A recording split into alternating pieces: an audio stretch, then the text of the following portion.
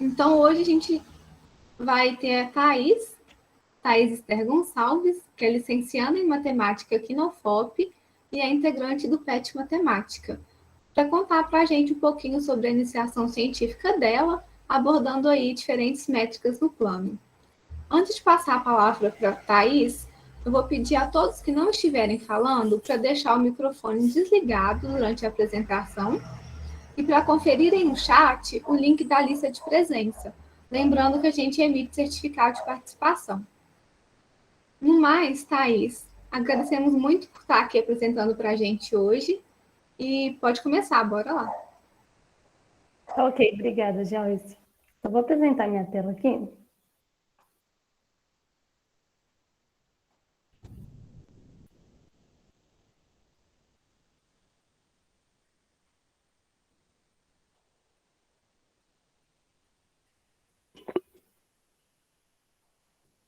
Está aparecendo já para vocês? Sim. Então, tá ok. Então, boa tarde, pessoal. Como a Joyce disse, né, meu nome é Thaís, e hoje irei falar um pouco sobre as diferentes métricas no plano e o que acontece se nós mudarmos a forma de medir distância entre dois pontos. Este é um trabalho que eu fiz sobre orientação dos professores Vinícius e Éder. Então, o objetivo dessa palestra é apresentar diferentes formas de medir distância entre dois pontos e ver o que acontece quando nós mudamos essa forma de medir distância, se essa distância se altera e o que acontece. A partir daí, vou definir uma bola aberta e assim, nós vamos ver como que a forma de medir distância entre dois pontos influencia a geometria. Então, se nós mudarmos a forma de medir distância entre dois pontos, será que há alguma influência na geometria? Por exemplo, o que vamos aqui definir como bola, quando pensamos num plano, geralmente, ao falar bola, nós pensamos em algo redondo, né, em um círculo. Será que se mudarmos a forma de medir distância, essa bola continuará tendo esse formato que nós pensamos, né, o formato redondo? E outros objetos geométricos, como uma elipse? A gente está acostumado que a elipse tem aquele formato oval. Mas se nós mudarmos a forma de medir distância entre dois pontos no plano, a elipse será que vai continuar tendo essa mesma forma? Então é isso que nós vamos ver hoje. E durante a palestra, se alguém quiser fazer alguma pergunta, algum comentário, vocês podem ligar o microfone ou mandar no chat que eu vou estar acompanhando. Então, para começar, quando nós queremos medir distância entre dois objetos, o que geralmente nós fazemos? Se aqui está um objeto, aqui está outro, nós pegamos uma régua, uma trena, o que for, e calculamos a medida entre esses objetos. Então, se temos aqui um ponto A e um ponto B, para calcular a distância de A até B, nós colocamos uma régua e vemos aqui que a distância entre esses pontos é 18, e que é algo esperado por nós, porque o número 18 é um número positivo. E quando nós falamos de distância, estamos imaginando que vai resultar em um valor positivo. Mas se agora, em vez de calcular a distância de A até B, nós queremos calcular a distância de B até A. Nós esperamos o quê? Que essa distância, né, que é a distância entre os pontos A e B e do ponto B até A, se mantém. Ou seja, também seja 18. Mas se alguém virar para você e falar o seguinte, não, a distância entre o ponto A e B é igual a 0. Quando alguém fala isso, nós já imaginamos o seguinte, não, se a distância é nula, então esses pontos têm que ser os mesmos. Então a distância entre o ponto A e B é igual a 0, se e somente se esses pontos forem iguais. E outra coisa, quando ainda falamos de distância, é o seguinte, como estamos falando de distância de um ponto A a um ponto B, nós estamos sempre pensando na menor distância possível. Porque, por exemplo, para sair do ponto A e chegar no ponto B, nós poderíamos fazer esse caminho daqui do A até o B, mas também poderia sair do ponto A e ir para um ponto C, e depois do ponto C ir para o ponto B. Só que observe que a menor distância possível é quando nós saímos do ponto A e íamos para o ponto B. Então, ao falar de distância, nós estamos falando desse caminho aqui. E por que eu estou falando de distância? Porque é algo bem utilizado no nosso cotidiano. Acredito eu que muitos aqui, ao ingressarem na universidade, olharam essa questão de distância, né?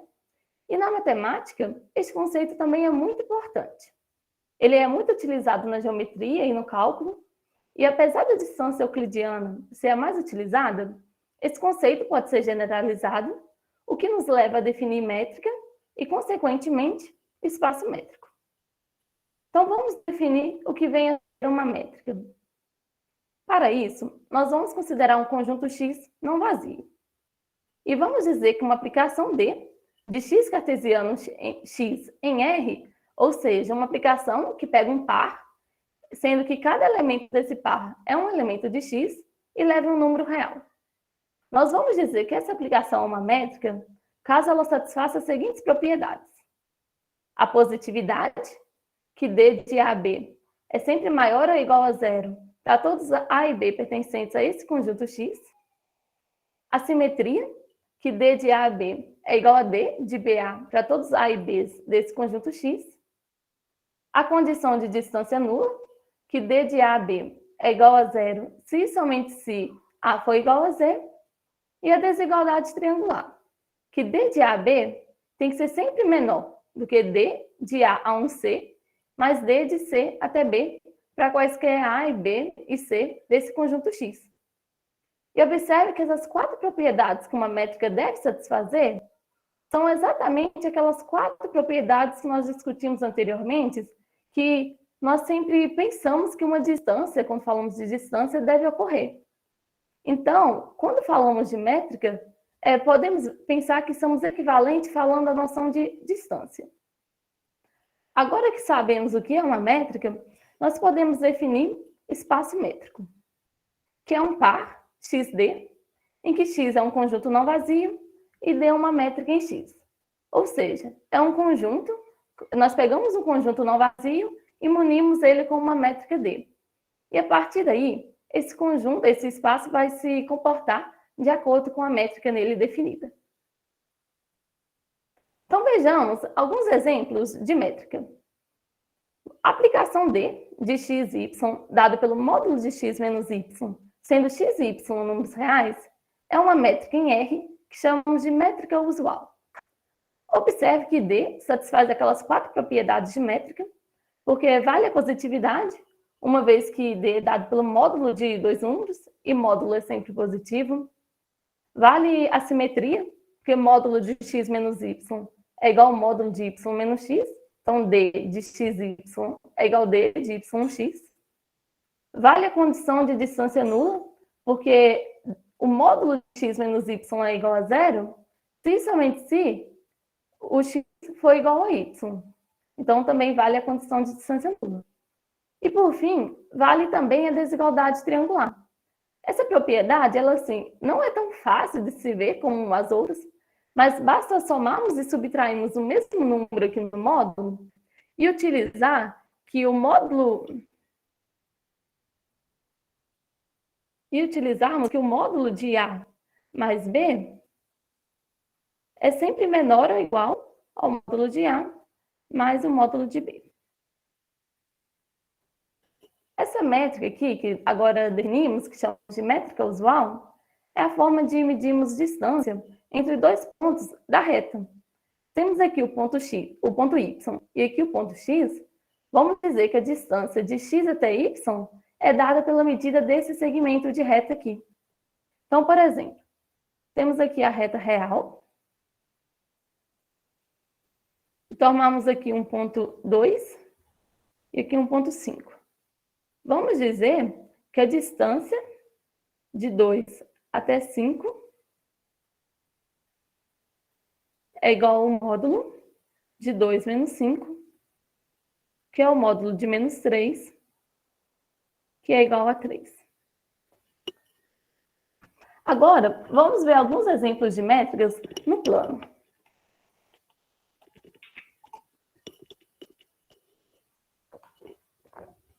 Se temos aqui um ponto X e um ponto Y no plano, qual que é a distância do ponto X ao ponto Y? Geralmente, dizemos que a distância do X até Y é dada pela medida desse segmento de reta aqui. E vamos ver que essa forma de calcular a distância entre esses dois pontos é, de fato, uma métrica. Então, se considerarmos o espaço métrico R2, né, o plano, e tomarmos o ponto X, de coordenadas x1 e x2, e um ponto Y, de coordenadas y1 e y2, a aplicação D de x, y, dada pela raiz de x1 menos y1 ao quadrado, mais x2 menos y2 ao quadrado, em R2 é uma métrica que chamamos de métrica euclidiana. Podemos observar que D satisfaz as condições de métrica, né, aquelas 4 propriedades, porque temos aqui a raiz quadrada, e a raiz quadrada de um número é sempre maior ou igual a zero. Observe que fazer o x menos y1 ao quadrado mais x2 menos y2 ao quadrado é o mesmo que fazermos y2 menos x2 ao quadrado e y1 menos x1 ao quadrado, o que mostra que vale também a simetria. E também observe que essa raiz aqui irá se anular, já que estamos somando dois termos positivos, se e somente se cada um desses termos zerar. Isso acontece se x1 for igual a y1 e x2 for igual a y2, ou seja, que x é igual a y. Então, também vale a condição de distância nula. E, por fim, vale a desigualdade triangular, mas, novamente, ela não é tão simples assim de se ver, mas basta somar e subtrair um mesmo número e utilizar alguns outros resultados. Mas eu não vou demonstrar isso aqui agora, mas caso alguém tenha interesse, nós podemos fazer isso no final.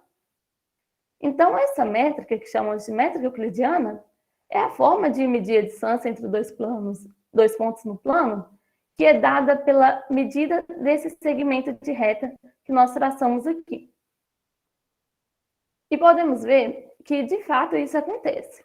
Pois se temos aqui o ponto X, de coordenadas x1 e x2, e o ponto Y, de coordenadas y1 e y2, observe que, ao traçar esses segmentos, temos aqui um triângulo retângulo. E a medida do cateto, deste cateto aqui do triângulo, é dada por todo esse segmento menos esse pedaço. Ou seja, é dado por x2,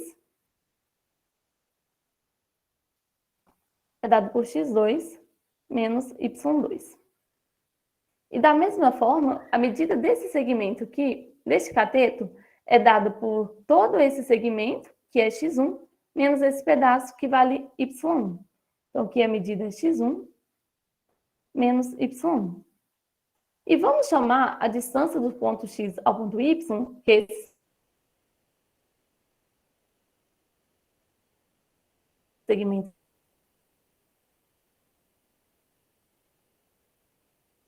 de reta, de D. Como temos aqui um triângulo retângulo, é igual a x1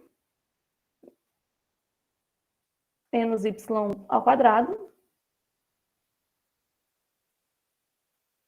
mais x2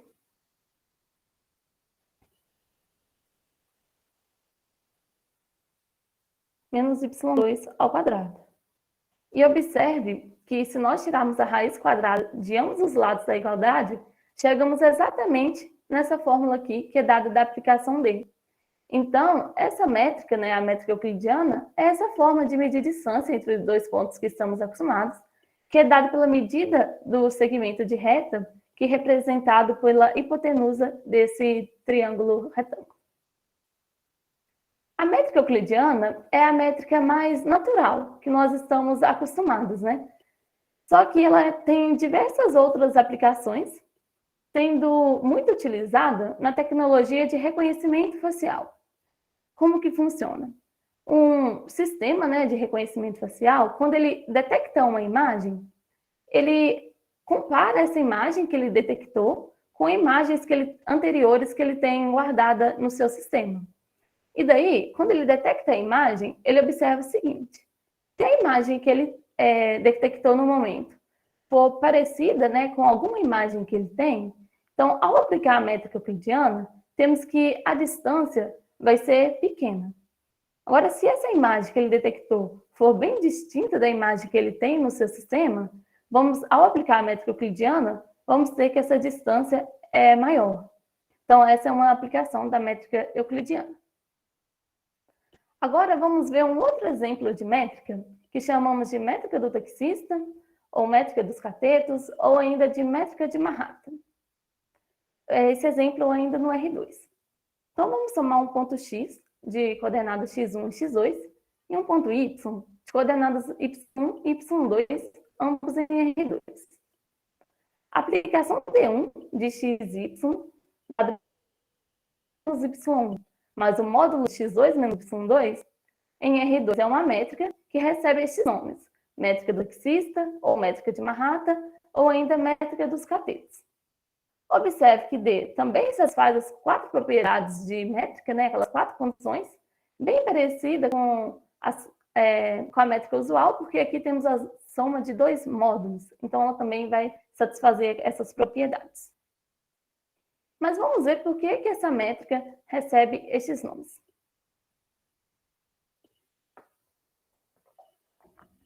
Manhattan é um dos 5 distritos que formam a cidade de Nova York, e por ser uma cidade planejada, as suas ruas têm esse formato quadriculado. Então, este nome, métrica de Manhattan, faz alusão a esse formato quadriculado que está presente na maior parte das ruas da ilha de Manhattan. Então, suponhamos que estamos lá na cidade de Manhattan, neste ponto aqui, que eu vou chamar de ponto A, na Casa Branca.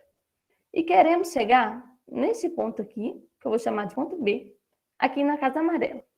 Alguém me sugere algum caminho possível de sair do ponto A e chegar no ponto B?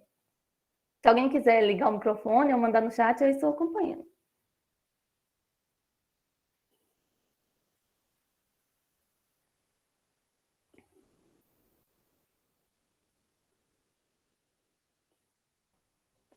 Temos diversos caminhos, né, de sair do ponto A e chegar no ponto B.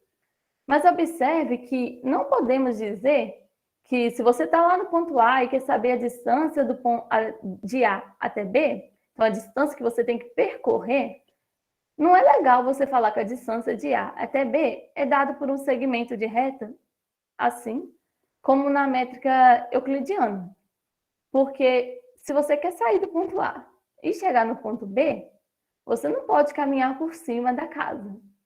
Então, aqui, a métrica euclidiana, ela já não é mais legal de se trabalhar. Então, precisamos ver um outro caminho possível. Temos diversos caminhos, como, por exemplo, sair daqui, vir aqui, descer e chegar no ponto B.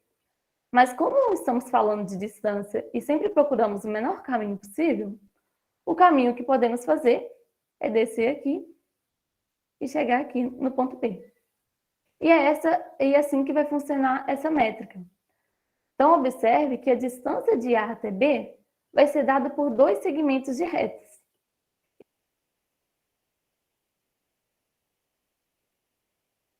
E só uma curiosidade, então, dessa forma, já não vale mais aquele postulado de Friis, que diz que a distância, que a partir de 2 pontos, né, nós sempre conseguimos traçar um segmento de reta. Então, aqui, esse postulado já não é mais válido, e, portanto, ao tratar dessa métrica, da métrica de Manhattan, já não estamos mais trabalhando com a geometria euclidiana. Mas o porquê nome métrica dos catetos? Na métrica euclidiana, nós vimos que a distância entre os pontos x e y era dada pela medida do segmento de reta, que, ao traçar aquele triângulo retângulo, era dada pelaquela medida do segmento de reta que representava a hipotenusa do triângulo. E agora, por que o nome de métrica dos catetos? Se tomarmos o ponto x de coordenadas x1 e x2 e o ponto y de coordenadas y1 e y2, ao traçarmos segmentos, temos aqui novamente um triângulo retângulo. E observe que a medida deste cateto aqui é dado pelo módulo de x1 menos y1, desculpa, na verdade é x2 menos y2, né? Estou corrigindo. A medida desse cateto aqui é dada por módulo de x2 menos y2. E a medida deste cateto aqui é dada pelo módulo de x1 menos y1. E a métrica de Manhattan, ou métrica dos catetos, nos diz que a distância do ponto X ao ponto Y é dada pelo módulo de x1 menos y1, que é a medida desse segmento de reta, mais o módulo de x2 menos y2, que é a medida desse segmento de reta. E, portanto, a distância de x até y é dada pela soma da medida desse segmento de reta e esse segmento de reta. Então, já é bem diferente da métrica euclidiana, né? Na métrica euclidiana, seria dado por um segmento de reta, que era a hipotenusa desse triângulo. Agora, na métrica dos catetos, nós temos que a distância de x até y é representada por dois segmentos de retas, que é esse segmento aqui. Mas agora fica a pergunta, né? Eu já mostrei o porquê que chama métrica de Manhattan, eu já mostrei porquê que chama métrica dos catetos, mas eu disse que essa métrica recebe um terceiro nome, que é métrica do taxista. E essa pergunta, né, de por que o nome métrica do taxista, eu deixo para vocês pensarem. Só pense o seguinte, um taxista desonesto, ao medir a distância, né, percorrida durante uma corrida, vocês acham que ele preferiria calcular através da métrica euclidiana ou através da métrica do taxista? Então, essa métrica do taxista, ela descreve bem a geometria urbana de uma cidade que chamamos de cidade ideal, que é essas cidades planejadas que têm a rua com formato quadriculado. Agora, vamos ver um outro exemplo de métrica, também no plano, que é o que chamamos de métrica do máximo ou métrica do tabuleiro de xadrez. Então, vamos somar um ponto x, de coordenadas x1 e x2, e o ponto y, de coordenadas y1 e y2. A aplicação de 2 de x e y, dado pelo máximo do módulo de x1 menos y1 e módulo de x2 menos y2, em R2 é uma métrica que chamamos de métrica do máximo ou métrica do tabuleiro de xadrez. O que essa métrica faz? Ela calcula o módulo de x1 menos y1, depois calcula o módulo de x2 menos y2, e a partir daí, ela pega o maior elemento do conjunto, né, o máximo, e esse maior elemento do conjunto, que vai ser a distância do ponto x ao ponto y. Então, por isso, o nome de métrica do máximo. Então, se tomarmos aqui o ponto x, de coordenadas x1 e x2, e o ponto y, de coordenadas y1 e y2, se a distância de x até y, que é dada pelo máximo do módulo de x1 menos y1 e módulo de x2 menos y2, se o máximo desse conjunto for o módulo de x1 menos y1, vamos ter que a distância entre os pontos x e y vai ser dada pela medida desse segmento de reta aqui, que é o segmento de tamanho módulo de x1 menos y1. Já se o máximo desse conjunto for o módulo de x2 menos y2, temos que a distância de x até y vai ser dada pela medida desse outro segmento de reta aqui, que é o segmento de tamanho módulo de x2 menos y2. Então, observe que essa métrica, a distância do ponto y ao ponto x, a gente sai do ponto y e percorre até a direção do ponto x. A gente não atinge o ponto. Ou nós saímos do ponto x e caminhamos até a direção do ponto y, também não atingindo o ponto. E observando com as outras métricas que nós vimos, né? Na métrica euclidiana, a distância do ponto x ao ponto y é representada pela hipotenusa desse triângulo. Na métrica dos catetos, é representada pelos dois catetos. E agora, na métrica do máximo, é representada por apenas um dos catetos, sendo o maior deles. Mas aí, vocês devem estar se perguntando, né? O que isso tem a ver com o tabuleiro de xadrez? No xadrez, o rei ele pode percorrer todas as casas do tabuleiro, assim, na verdade, em todas as direções, tanto na horizontal quanto na vertical e na diagonal, e apenas uma casa por vez. Então, temos aqui a figura do rei. E aqui, uma casa que eu demarquei como X. Há vários caminhos do rei sair da casa que ele está e chegar nessa casa marcada como X. como podemos ver. Alguém quer sugerir algum caminho?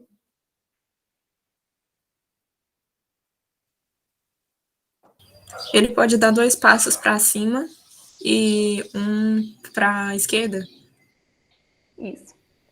Então, esse é o caminho que a Amanda sugeriu, é um caminho possível do rei sair dessa casa e chegar nessa outra casa marcada com X.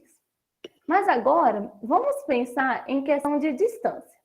Porque quando falamos de distância, nós estamos falando do menor caminho possível.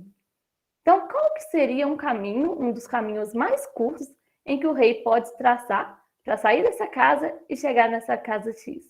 Esse é um dos caminhos mais curtos ou é um outro caminho possível?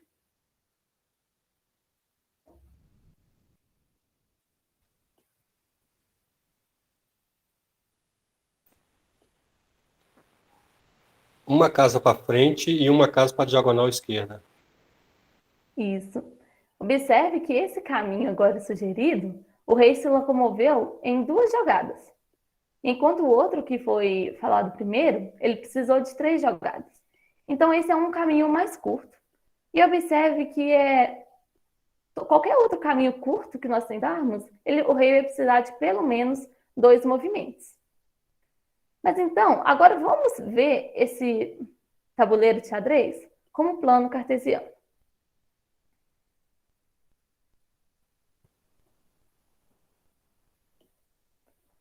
Observando esse tabuleiro de xadrez como plano cartesiano, nós podemos observar que o rei está no ponto 5, 6. Vamos anotar aqui. E a casa X, ela está no ponto 4, 8. Agora, vamos calcular a distância entre o rei e a casa X através da métrica do tabuleiro de xadrez. O que essa métrica faz? Ela, primeiro, calcula o módulo da primeira coordenada do primeiro ponto, menos a primeira coordenada do segundo ponto, então é o módulo de 5 menos 4, que é o módulo de 1, que é 1, e depois ela calcula o módulo da segunda coordenada do primeiro ponto, menos a segunda coordenada do segundo ponto, que é 8, então que é o módulo de menos 2, que é igual a 2. E a partir daí, a distância do rei à casa X é dada por maior desses valores, que no caso é 2. Então, a distância do rei à casa X, segundo a métrica do máximo, é igual a 2, que é exatamente o número mínimo de movimentos que o rei precisa para sair dessa casa e chegar na casa X. E agora, vamos só mais um exemplo. Se o rei está aqui, nessa mesma casa, e quer chegar nessa outra casa X, alguém consegue ver qual é um dos caminhos mais curtos que o rei pode fazer?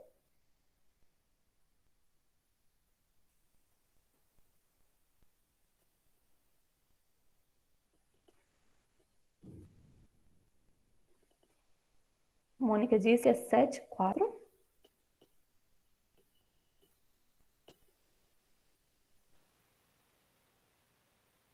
E 8, 4.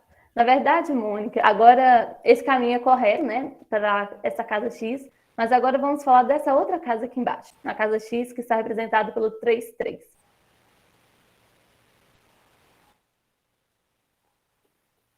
Cinco, 4, 4, 4, 3, 3. 5, 4. E qual que você disse? Eu me perdi. Ah, perdão. 4, 5. Então tá, 4 aqui. Isso. 3, 4. Certo? 3, 3. 3, 3. Então, observe que esse é um dos caminhos mais curtos que o rei pode percorrer para sair dessa casa e chegar na casa X. E para isso ele precisou de 3 movimentos. E se nós calcularmos a distância do rei a essa casa X através da métrica do máximo, nós vamos obter exatamente 3. Eu não vou fazer esse cálculo aqui, mas caso alguém tenha interesse, pode fazer e ver que dá exatamente isso. Mas uma maneira de enxergarmos isso é pensarmos de como que essa métrica funciona, né? Nós vimos que para a distância entre dois pontos nessa métrica, a gente sai de um ponto e vai até na direção do outro ponto. Então, o rei, para sair dessa casa e ir na direção dessa casa aqui, na horizontal ele precisa de 2 movimentos. Essa cor não ficou legal. Ele precisa de 2 movimentos para chegar na direção do X. E na vertical, ele precisa de 3 movimentos para chegar na direção do ponto X. E o maior deles é 3. Então, a distância entre o rei e essa casa X é 3, que é exatamente o número mínimo de movimentos que nós precisamos para fazer esse caminho. Então, essa métrica, né, métrica do tabuleiro de xadrez, representa o número mínimo de movimentos que o rei precisa para se mover entre duas casas. E uma aplicação dessa métrica do máximo é na logística do armazém, pois essa métrica ela mede efetivamente o tempo que uma ponte rolante leva para mover um objeto, visto que essa ponte ela se move ou na direção X ou na direção Y, né? Ou na vertical ou na horizontal. Agora que já vimos vários exemplos de métricas, vamos ver um exemplo de uma aplicação que não é uma métrica. Então, seja um ponto X de coordenadas x1 e x2 e um ponto Y de coordenadas y1 e y2. A aplicação de de x e y, dado pelo módulo de x1 menos y1, não é uma métrica no plano. De fato, se nós somarmos o ponto x de coordenadas 1 e 2 e um ponto y de coordenadas 1 e 5, nós temos que a distância, segundo a aplicação de x até y, é dado pelo módulo de x1 menos y1. Então, é dado pelo módulo de 1 menos 1, que é igual a 0. Mas, nós sabemos que para ser métrica tem que valer a condição de distância nula, que nos diz que a distância entre dois pontos é igual a 0 se e somente se esses pontos forem iguais. Mas nós chegamos que d' aplicada em x e y é igual a 0, mas x é diferente de y. Então, apesar de d' claramente satisfazer a positividade e a simetria, d' não é uma métrica, pois não satisfaz a condição de distância nula. Agora, nós vamos passar para a parte em que nós vamos definir o que vem a ser uma bola aberta e, a partir daí, vermos alguns exemplos de bolas no plano. Então, seja x um espaço métrico munido da métrica d. Se nós pegarmos um ponto P em x e o número epsilon maior do que 0, vamos definir a bola aberta de centro P e raio epsilon como um conjunto de todos x pertencentes àquele conjunto x, tais que a distância dos pontos x ao centro P é sempre menor do que o raio epsilon.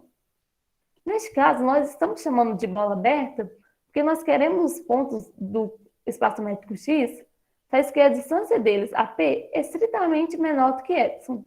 Se a gente tomássemos aqui menor ou igual, nós chamaríamos de bola fechada, e se caso tomássemos os pontos apenas que vale apenas a igualdade, nós chamaríamos de esfera.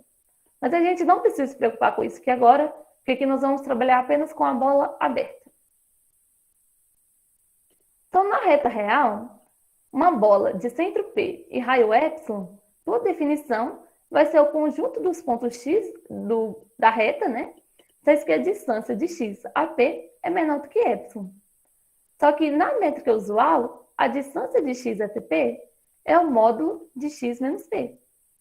Então, a nossa bola de centro P e raio epsilon na métrica usual vai ser um intervalo aberto que vai de P menos epsilon até P mais epsilon, que vai ser representado por esse intervalo aqui.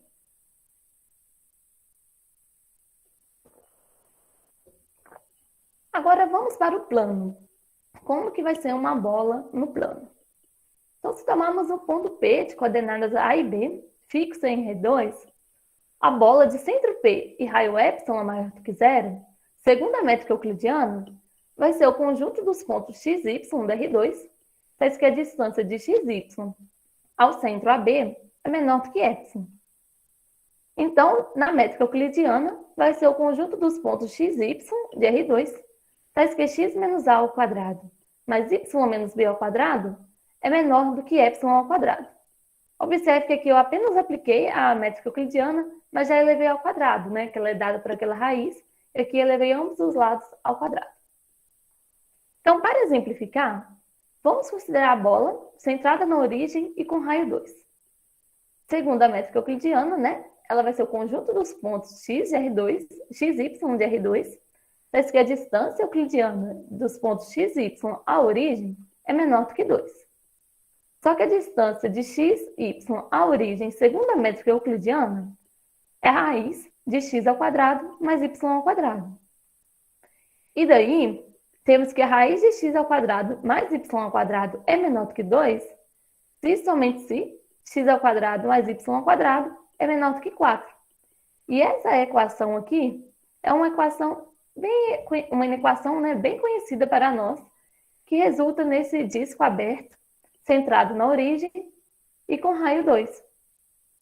Então, portanto, qualquer bola de centro P e raio epsilon, segundo a métrica euclidiana, no plano, vai ser representado com um disco aberto de centro P e raio epsilon, como ilustrado aqui na figura. Então, é bem intuitivo isso, né, para nós, que uma bola no plano é um círculo, né, algo redondo. Só que aqui estamos na métrica euclidiana, que é a métrica que nós mais utilizamos, a métrica mais comum para nós. Só que se agora, em vez da métrica euclidiana, nós vimos para a métrica do taxista, será que essa bola vai continuar tendo esse formato? O que vocês acham? Então, se tomarmos um ponto P, de coordenadas AB, fixo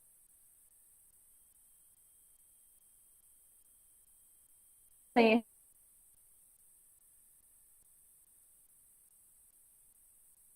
R2, a bola aberta de centro P e raio epsilon é menor do que epsilon. E aqui essa distância sendo dada pela métrica do taxista, pois nós queremos a bola nessa métrica.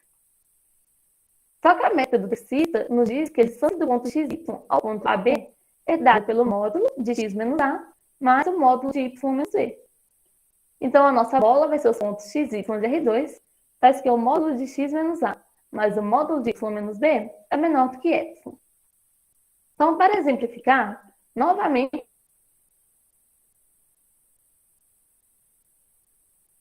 nós vamos tomar a bola centrada na origem e com raio 2. Por definição, a bola centrada na origem e com raio 2, segundo a métrica precisa, vai ter os pontos x e y de R2, parece que a distância D1 de x e y à origem é menor que 2. Só que a distância desses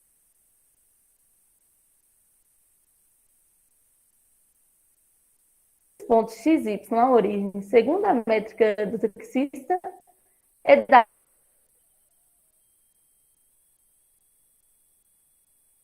pelo módulo de x mais o módulo de y.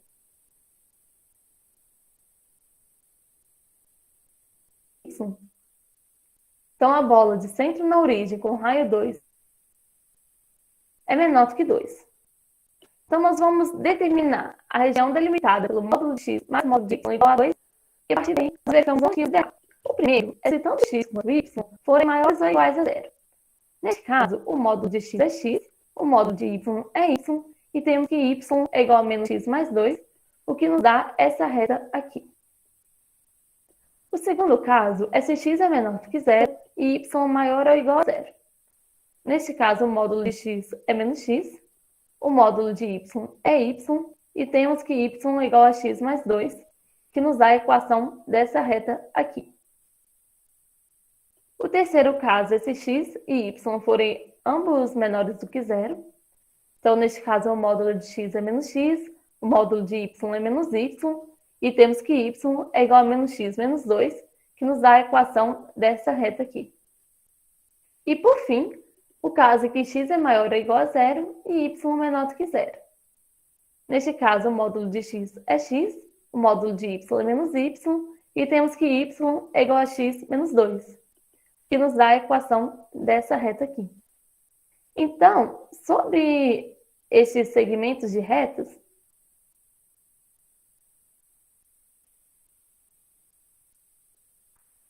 que eu vou aqui demarcar, e não vai ficar legal.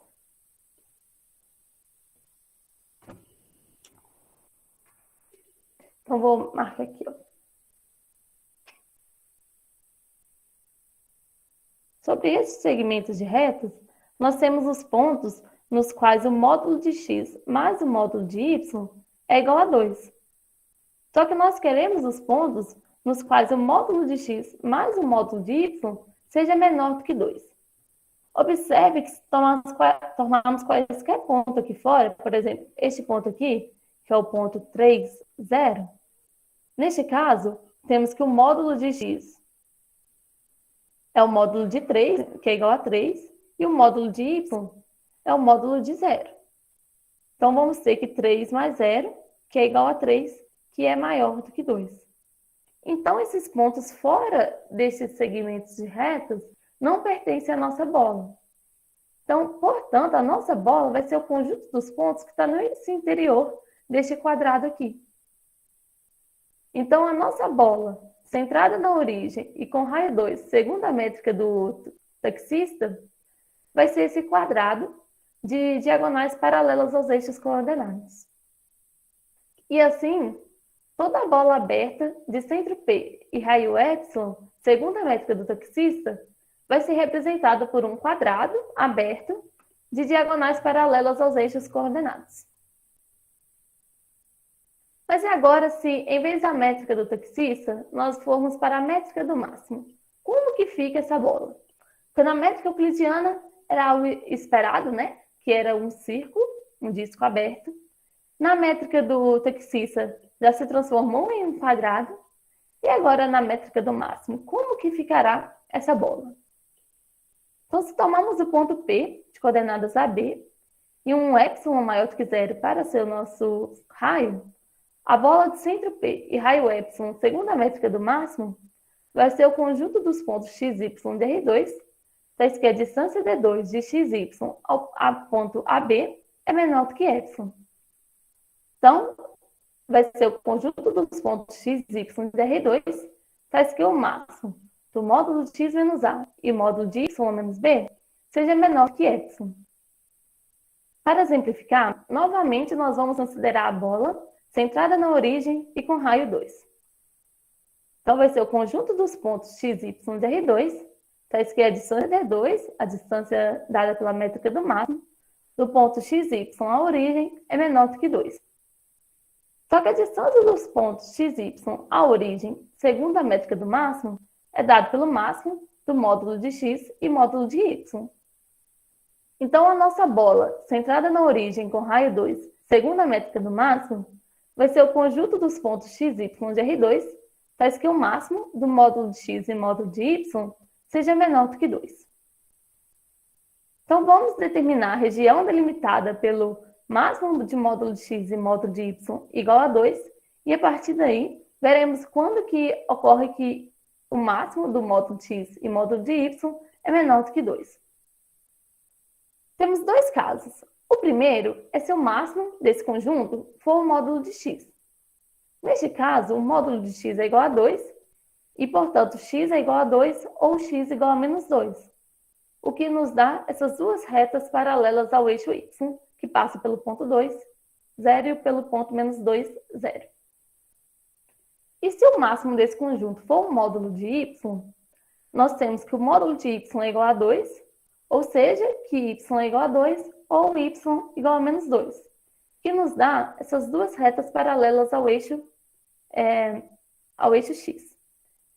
Então, a partir daí, sobre esses segmentos de retas, nós temos os pontos nos quais o módulo de x, nos quais o máximo do módulo de x e módulo de y é igual a 2. E fora desses intervalos, desses segmentos, qualquer ponto aqui fora, nós vamos ter que o máximo de módulo de x e módulo de y é maior do que 2. E, portanto, os pontos em que esse conjunto, o máximo do módulo de x e módulo de y é menor do que 2, está no interior deste quadrado. E, portanto, a nossa bola, de centro na origem e com raio 2, segundo a métrica do máximo, é representada por este quadrado de lados paralelos aos eixos coordenados.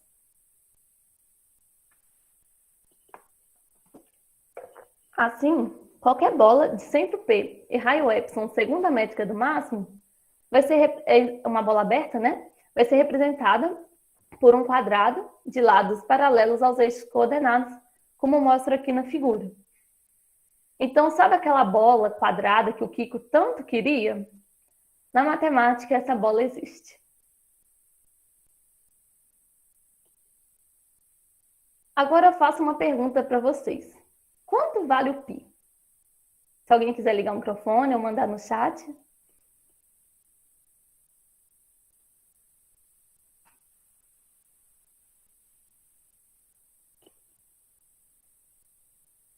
O Luan disse que vale 3,1415.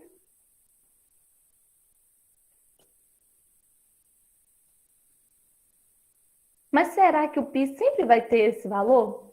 Essa que fica a pergunta. Então, vamos melhorar. Como que o π é definido? Por definição, o número π, ele representa o valor da razão entre o comprimento e o diâmetro de qualquer círculo. Então, se temos esse círculo aqui, que estamos acostumados, da métrica que nos é dada, que é a bola da métrica euclidiana, se chamarmos a borda desse círculo de C, e temos o círculo de raio R, o π vai ser C sobre 2R, que é aproximadamente 3,1415, que é esse valor que o Luan falou. Só que se agora considerarmos o espaço métrico R2, então, também um plano, só que munido da métrica do taxista. Nós vimos que uma bola de raio R nesse espaço, né, é representada por um quadrado, como mostra aqui na figura.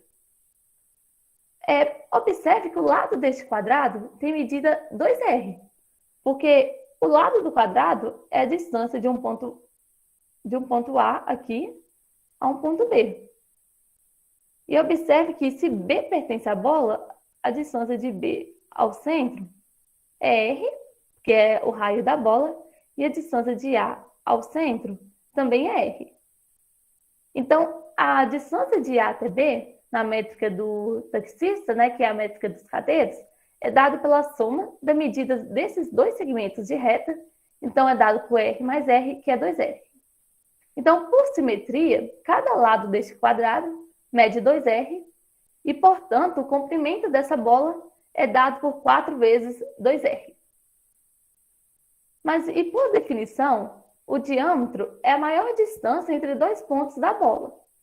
Então, podemos ver que o diâmetro dessa bola aqui é 2R. Então, se mantivermos aquela definição de π, nós vamos ter que o π é o comprimento da bola, que é 4 vezes 2R, sobre o diâmetro, que é 2R. Então, que π, se mantivermos aquela definição aqui no plano, com a métrica do taxista, temos que π é igual a 4. Então, já é diferente daquele valor que o Luan nos disse, certo? E agora uma elipse. Nós já vimos aqui que uma bola ela pode ser quadrada se mudarmos a forma de medir distância entre dois pontos, que o π pode ter um valor diferente daquele valor que nós estamos acostumados. E uma elipse, será que muda alguma coisa? Por definição, a elipse é um lugar geométrico dos pontos do plano, cuja soma das distâncias de dois pontos fixos, que nós chamamos de focos, e vamos denotar por F1 e F2, é igual a uma constante, que aqui nós vamos chamar de 2A. Então, a elipse é o conjunto dos pontos P de R2, faz que a distância de P a F1 mais a distância de P a F2 é igual a 2A. Então, se tomarmos o ponto P de coordenadas x e y, e o foco 1 de coordenadas M1 e N1, e o foco 2 de coordenadas M2 e N2, na métrica euclidiana, a equação da elipse vai ser dada pela distância do ponto P ao foco F1, mais a distância do ponto P ao foco F2, que é igual a 2A. Então, vai ser dado pela raiz de x menos M1 ao quadrado, mais y menos N1 ao quadrado, mais a raiz de x menos M2 ao quadrado, mais y menos N2 ao quadrado, e isso igual a 2A. Então, se particularizarmos, né, se tomarmos o foco como o primeiro foco de coordenadas menos 2 e 0, o foco 2 de coordenadas 2 e 0 e A igual a 3, na métrica euclidiana, vamos ter que a equação da elipse vai ser dada pela raiz de x mais 2 ao quadrado, mais y ao quadrado, mais a raiz de x menos 2 ao quadrado, mais y ao quadrado, e isso igual a 6. Daí, se fizermos manipulações algébricas, né, passarmos essa raiz para o outro lado, levarmos ambos os lados da igualdade ao quadrado, simplificarmos o que for, o que pudermos, né, vamos chegar a essa equação aqui, que x ao quadrado sobre 9 mais y ao quadrado sobre 4 igual a 1. E essa equação aqui é a equação da elipse que estamos acostumados, que é essa elipse aqui, com o formato oval. Mas se agora tentarmos traçar essa mesma elipse, né, com esses mesmos focos, com essa mesma constante, só que agora na métrica do taxista, será que essa elipse vai ter um formato diferente? Então, se tomarmos aquele ponto P de coordenadas x e y, o foco F1 de coordenadas M1 e N1, mais o foco 2 de coordenadas M2 e N2, na métrica do taxista, a equação da elipse vai ser dada pela distância do ponto P ao foco F1, mais a distância do ponto P ao foco F2, e isso igual a constante 2A. Então, na métrica do taxista, vai ser dado pelo módulo de x menos M1, mais o módulo de y menos N1, mais o módulo de x menos M2, mais o módulo de y menos N2, igual a 2A. Então, se tomarmos o foco F1 de coordenadas menos 2 e 0, foco F2 de coordenadas 2 e 0 e A igual a 3,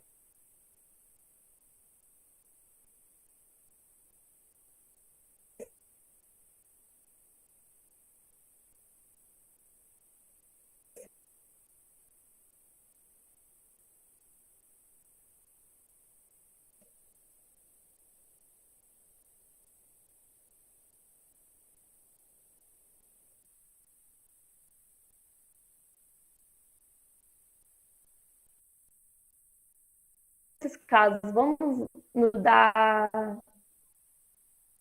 Gente, eu tô vendo no chat que travou para todo mundo? Voltei? Sim. Voltou. Então deixa eu mostrar aqui, né? Até aqui vocês me acompanharam na equação da elipse. Acho que tem que voltar um pouquinho. Aí. Aqui, tá ok. Então, nós vamos no caso particular da elipse segundo a métrica do taxista, com foco F1 de coordenadas menos 2 e 0, e o foco F2 de coordenadas 2 e 0. Neste caso, a equação da elipse vai ser dada pelo módulo de x mais 2 mais o módulo de x menos 2, mais 2 vezes o módulo de y igual a 6. Para resolver essa equação, nós temos 8 casos a considerar, que são esses casos aqui listados, e ao resolver esses casos, nós vamos obter 6 segmentos de retas. Eu digo 6 porque em 2 desses casos, nós vamos obter como solução o conjunto vazio. E ao traçar esses segmentos, nós temos essa elipse aqui, que é aquela elipse com os mesmos focos e a mesma constante da elipse anterior. Só que observe, o formato dela já é bem diferente da elipse que nós estamos acostumados, que é aquela elipse oval. Então, ao mudarmos a forma de medir a distância entre dois pontos, o formato da elipse também pode ser modificado. Agora que eu já apresentei várias formas de medir distância entre dois pontos, né, várias métricas, fica a pergunta no ar. Mas qual métrica está mais relacionada com a realidade? Qual métrica que eu devo utilizar? Ora, a métrica euclidiana, que é a mais utilizada por nós, ela é muito comum e ela nos atende bem. Só que há momentos que essa métrica já mais não satisfaz. Por exemplo, se queremos medir a distância do Brasil ao Japão, não podemos utilizar a métrica euclidiana, né? Porque estamos numa terra que é redonda, então a distância daqui a lá não pode ser um segmento de reta. E como diz Henri Poincaré, nenhuma geometria é mais correta que qualquer outra. Apenas tem aquela que é mais conveniente. E é assim com as métricas. Não tem aquela métrica mais correta que eu devo utilizar sempre. Tem aquela que nos atende melhor em determinados momentos. E para finalizar, então, né, nós vimos que a forma de medir distância entre dois pontos varia de acordo com a métrica em que estamos trabalhando, podendo haver diferentes formas, né, de medir a distância entre dois pontos, e que objetos geométricos podem ter representações distintas de acordo com a métrica adotada. Nós vimos que aqui que a bola, que algo que nós pensamos que é sempre redondo, pode ser quadrada se nós mudamos a forma de medir. A elipse, que é aquele formato oval, pode ser formado por 6 segmentos de retas, que é bem diferente. Além disso, constantes da geometria podem ter valores diferentes, então o π pode ser até um número, em vez de ser um número irracional, como quando mudamos a forma de medir, ele pode se tornar um número natural, pode ser igual a 4. E, além disso, vale ressaltar que a discussão que aqui apresentei, né, foi basicamente no plano, ela pode ser realizada em espaços mais gerais, como o R2, o R3, o Rn, basta adaptar essas métricas para estes espaços. Aqui estão as referências utilizadas, né, o livro do Crese, do Higino, do Elo, alguns artigos. E agradeço a todos pela atenção, ao Pet pela oportunidade, e ao Vinícius e ao Éder pela orientação. Obrigada.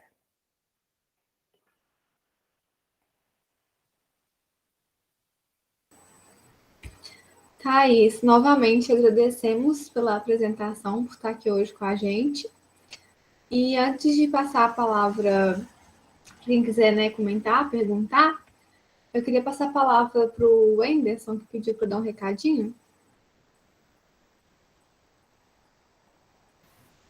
Bom, não, é rápido e rasteiro, como todo mundo sabe, né? Como o ataque do galo.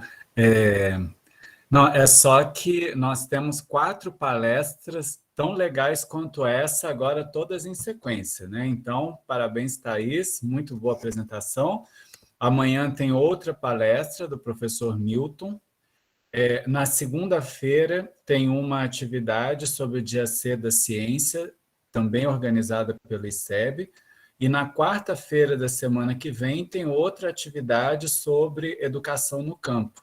Então, nossa agenda está cheia. Eu sei que está todo mundo ocupado, mas temos agenda lotada e só com programação boa, tá? Obrigado, Thaís. Muito feliz em ver a bola quadrada. Esperei por isso por muito tempo. Você já tinha pensado em colocar o Kiko aí ou só porque eu te enchi a paciência? Não, eu já tinha colocado, já estava pronto. Legal demais. É isso, gente. Perguntas? Nós podemos usar esse valor da bola quadrada, 4 e π, por exemplo, igual a 4. Estou querendo usar agora só π igual a 4. Já tem uma justificativa para arredondar, né, Adriana? Ia ficar bem mais fácil, viu?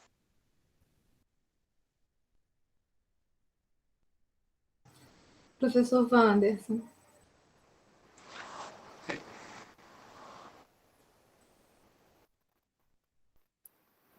Será que eu caí? Agora deu para ouvir. Deu para ouvir? Não, eu queria só dar parabéns para a Thaís. Gostei do tema, eu gostei da exposição. Depois aí, se você tiver interesse em continuar estudando esse tipo de assunto, tem muitas coisas de variáveis complexas, tá? Porque você também tem dimensão 2 quando você estuda variável complexa. Você tem um plano complexo que tem a métrica euclidiana usual, né? Mas você tem um subconjunto dele, que é o disco unitário, que pode ser considerado só como um objeto independente do plano, né? Quando ele não está contido dentro do plano complexo. Aí ele tem uma métrica de curvatura negativa, que é a métrica de Poincare. E aí você pode estudar as isometrias dessa métrica, né? Acabam sendo essas relações de meios do disco. E aí você pode também, você tem o exemplo da esfera aí, mas você pode também considerar a esfera como uma esfera complexa. Ela tem uma métrica também, que é a métrica esférica, e aí você tem as isometrias dessa métrica também, aí você pode falar dos ângulos do triângulo aí, que vai ser mais vai ter mais que 180 graus. Então, dentro da geometria complexa nenhuma variável, você pode explorar muito desse assunto aí. Então, só para fazer essa observação. E outra coisa que eu queria falar é o seguinte, que o Anderson deu os avisos aí de alguns eventos, de algumas palestras, e eu, por exemplo, só recebi 2 desses avisos, o dessa palestra de hoje e o da palestra do ICEB. As outras palestras eu não recebi nem nada, não. Se vocês puderem divulgar isso aí de uma melhor forma, porque não é todo mundo que está sabendo, tá? Obrigado aí, mais uma vez, parabéns.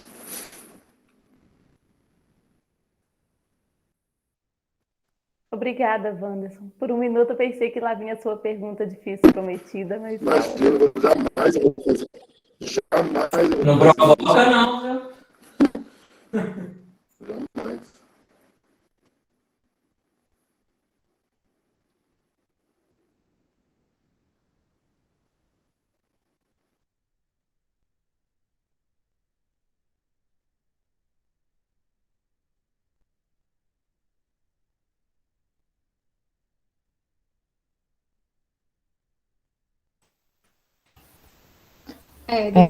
Parabéns, Thaís, gostei muito.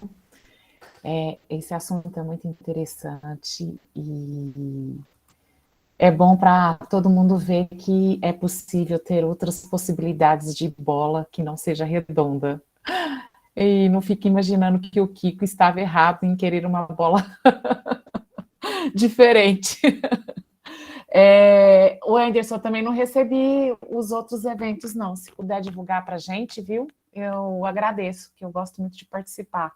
Não sei se amanhã vai ser possível, como você disse, porque eu tenho aulas com os alunos da matemática, inclusive às 5 horas, e antes eu tenho a outra turma, mas eu gostaria de participar. E parabéns de novo, viu, Thaís? Você vai ser uma excelente professora, que continue na licenciatura para a gente. obrigada, Érica.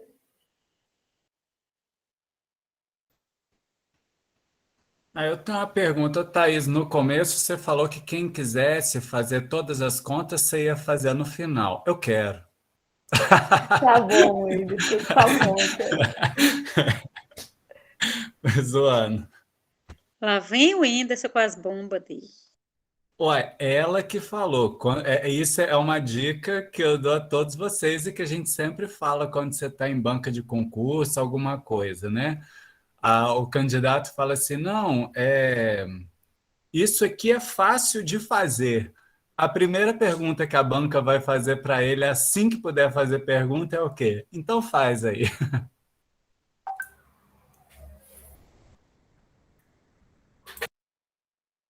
Fica a experiência aí.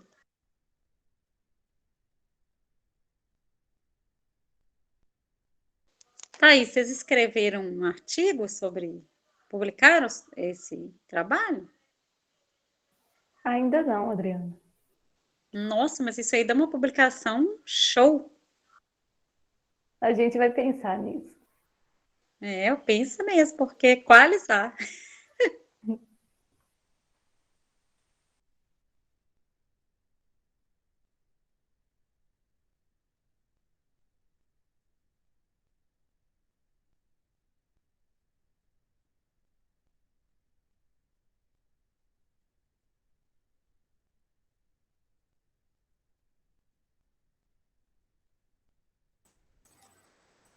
Pessoal, se ninguém tiver mais perguntas ou comentários, antes da Thaís fazer as contas com o Anderson, eu vou passar a palavra para o nosso tutor, professor Éder. Tranquilo. É só agradecer a presença de todo mundo, parabenizar a Thaís, acho que ficou nota 10. Eu sou suspeito para falar e vou pedir só para o Vinícius comentar rapidamente, porque na verdade o Vinícius que me orientou há mais tempo. Eu colaborei, na verdade, pouco, assim, proporcionalmente falando, né? Então, fala rapidinho aí, Vinícius. Meu Deus, será que alguém está vendo? Não tem muito, né? Só parabenizar mesmo pelo trabalho. A gente estava planejando no final do semestre passado essa palestra, né? E a Thaís tinha isso tudo pronto, mas assim, do ponto de vista lá do bacharelado, né? Trabalhando com a métrica, sem se importar onde que é aplicado, como fica o formato das bolas, vamos tocar o barco aqui, só com o espaço métrico em si, as implicações, os resultados, prova, demonstração e por aí vai. Aí cheguei para ela e perguntei, como é que é? Nós vamos fazer a palestra, coloquei essa ideia de fazendo essa abordagem, né? Mais didática, ou então ela podia apresentar o que ela já tinha pronto. Aí, de imediato, ela pegou e falou, não, eu quero fazer assim. Então, deu muito mais trabalho, ela teve que preparar esse trabalho para fazer a apresentação com outra roupagem, né? E, assim, ficou muito bacana. Então, só parabenizá-la mesmo. A única coisa que eu fiz foi falar, olha, toma isso, faça isso, tá aqui, e o resto da Thaís é que a gente só tira algumas dúvidas, né, Éder? Puxa algumas orelhas assim, tipo, essas contas aí, com certeza, se eu fosse o Ederson, eu pediria para fazer mesmo, porque ela não sabe fazer. Brincadeira, tá? Ela fez todas, então. E só parabenizar mesmo. E a apresentação também, eu gosto muito do jeito que ela explica, né? É uma professora em formação, mas assim, tem todo o dom mesmo de dar aula, né? E ser professora é do ponto de vista mais nobre da palavra, né? Então, Resumindo, os parabéns. orientadores queriam que ela usasse a métrica mais curta, mas a Thaís não sabe usar a métrica mais curta. Mais ou menos isso. Ela vai sempre pela métrica mais longa. A que dava mais trabalho. Não, que nada. Pelo contrário, ela se dedica pra caramba para melhorar a formação dela. Ela entende os conceitos, e o Vinícius falou de puxar a orelha, é muito fácil puxar a orelha da Thaís, né? Porque quando ela comete um deslize no meio do caminho, você aponta para ela fala, é verdade, entendi e tal. É muito tranquilo, porque é aquilo que eu falo da pessoa ter o desejo, né? A Thaís tem o desejo de se formar bem. Então, ela se dedica bastante. Parabéns, viu, Thaís, mais uma vez. Ô Joyce, uma coisa que a gente sempre tem esquecido de fazer, com esse negócio do remoto, a gente tem que aprender a fazer isso, que a gente fez uma disciplina no semestre passado, mas seria interessante a gente pedir as pessoas para abrir o microfone, para a gente parabenizar, né, fazer uma salva de palmas aí para a Thaís, acho que merece, né? A gente pode começar a tentar fazer isso. O que você acha daqui para frente? Podemos, olha, podemos começar agora. Eu acho que O microfone ou a câmera também? Se quiser ligar a câmera. Pode ligar a câmera e o microfone, que é bom ela ver todo mundo aplaudindo assim, acho que ela merece. Claro. Então deixa a Joyce contar no 3 aí. Então vamos lá, gente. 1, 2, 3.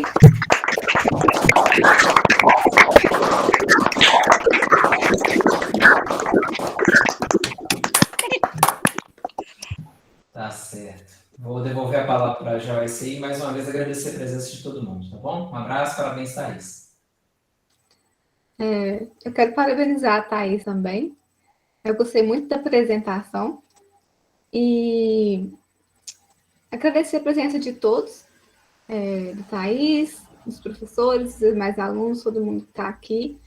Acho que tem um pessoal que também que não é da UFOP, né? Eu vi alguns e-mails pedindo para entrar. Então, agradecer a presença de todos. E antes da gente encerrar, quem puder ligar a câmera, por favor, para a gente tirar uma foto. Pode ser?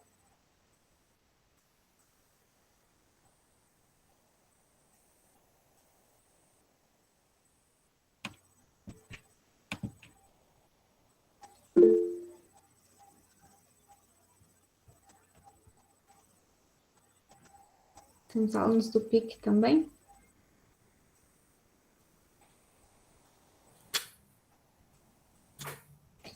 Então, eu vou contar de novo aqui até 3 e a gente tira a foto, beleza? Então, 1, 2, 3. Vamos foto.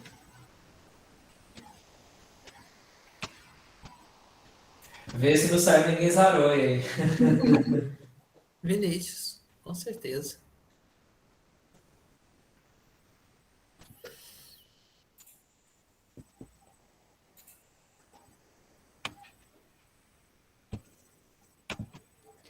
Bom,